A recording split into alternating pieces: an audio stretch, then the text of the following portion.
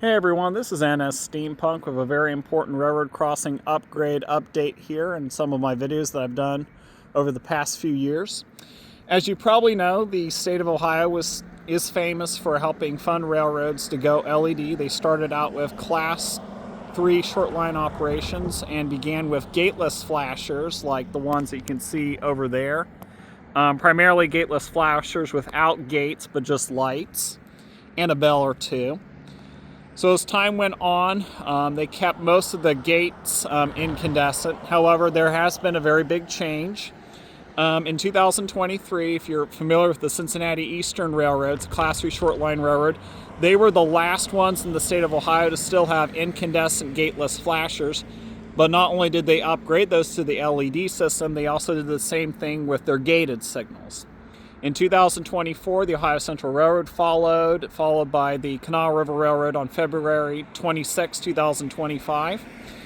This past weekend, the Indiana and Ohio Railroad has just upgraded their gateless flashers to LED. These are Western Cullen Hayes 12 by 24 inch lights with third generation LEDs. As you can see, this has been applied to all the other signals around here. When I was a young boy, I always called this location the 5 Beautiful Gates. So again, reiterating back to LED upgrades in the past, the first signals to go LED beginning in May 2012 were the gateless flashers. And as time went on, beginning in 2023, the LED upgrades are now being applied to the gated signals, as you can see here.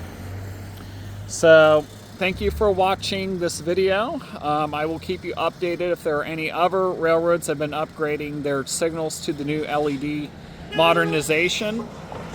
As far as I know, the Wheeling and Lake Erie is one of the last ones in the state of Ohio to still have incandescent gated signals.